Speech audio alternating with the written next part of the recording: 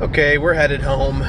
We got our, I don't know, over $1,000 worth of 1-year-old Samsung washer and dryer. I went an hour and a half out of town with my truck to scoop these up today.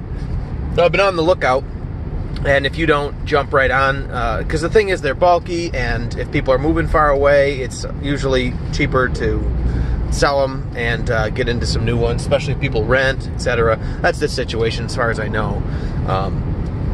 These people are moving, 4 or 5 hours away, and they're going to rent, and they don't want to take these machines, and I don't know, people they want to do laundry till the day. When I showed up to get these, there was laundry running in them, so they want to do laundry within a few days before they leave, so they don't want to sell them too soon, but then the time comes to sell them, and they want to move them quickly.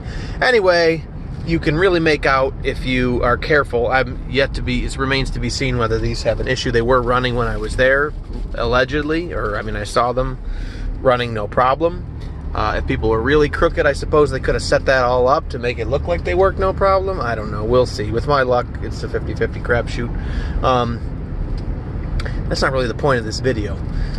That's how I do things, though. I try to skip the new depreciation as much as possible and just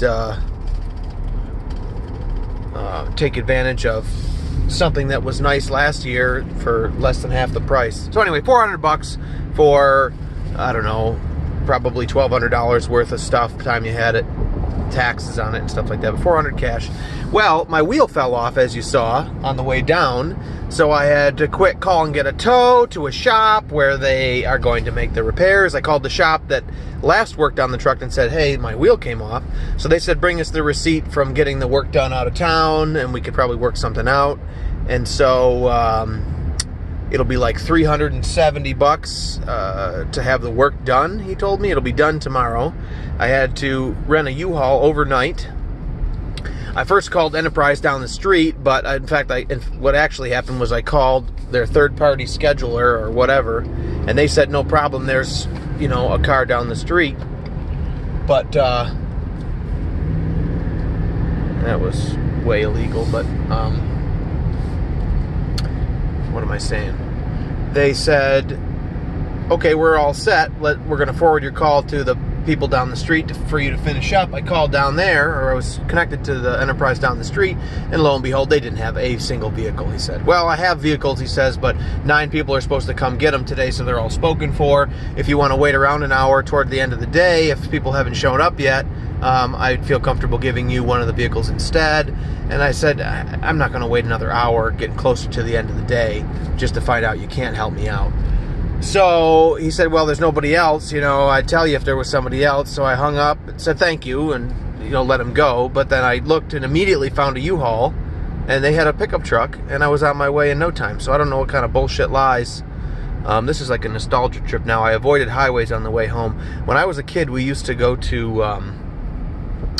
the Amish hardwood sawmill where they processed hardwood, sawed it up, and to get sawdust, because when I was real little, we had a dairy farm, and we always would get sawdust to bed the cows. And then my dad and his brother segued, when I was young, he sold all the cows and turned it into a hay cash crop farm. But people had been coming to buy hay. It had been like a soft transition, so people had been coming to buy hay when it was still a dairy farm as they ramped up to become a hay farm. And so they had also had some clients that would get sawdust as well. And so when the dairy farm went away, we still would come down. My grandfather liked to do the little run. It was something he could do, was take the big truck and my uncle and me, and we'd come down here and get a load of sawdust in the big truck and bring it back and dump it on the farm. And then people who came to get hay could continue to also come and get sawdust if they wanted it, whatever. So it'd be a fun trip to do with Grandpa, and we'd come all the way down here into Amish country. This is the way we'd come. I'm headed back now. And then we would get, where was it?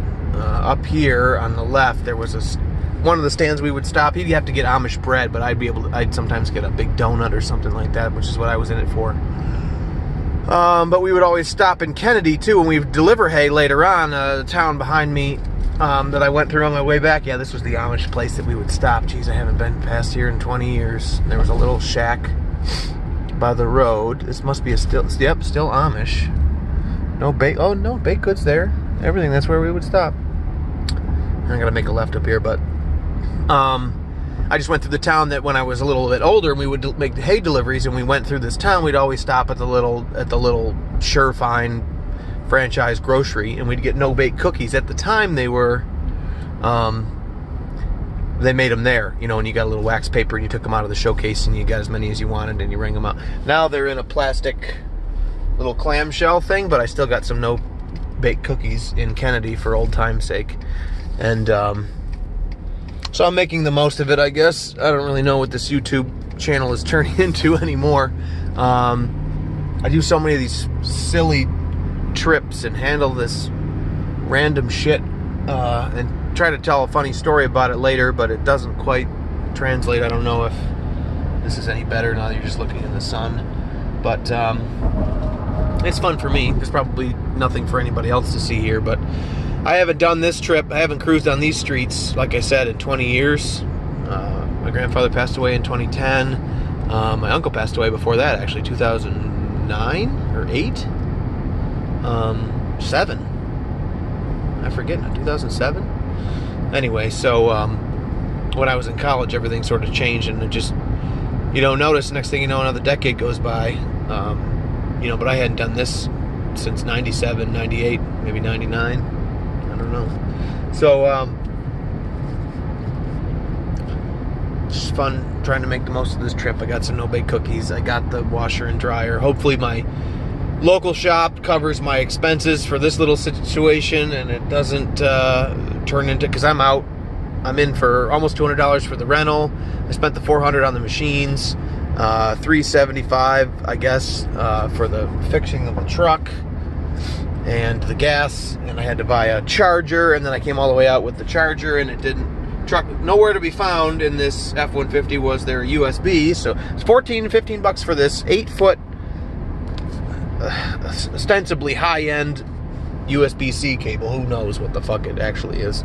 And then another $15 for the little ostentatious fake wood fucking 12-volt splitter that costs 7 cents to make, whatever. So it's another write-off day. I try not to have too many of these, but if things shake out, it'll be worth the laundry machines, and I can finish up apartment number 4. There's an Amish man on a Razor scooter, for those of you that haven't seen some shit like that. Pretty nice day today. Burping, yakking. I probably have another hour to go before I'm home. Anyway, thanks for watching, I guess. I'm sorry, I should say. Apologies for a lame video. We'll see ya.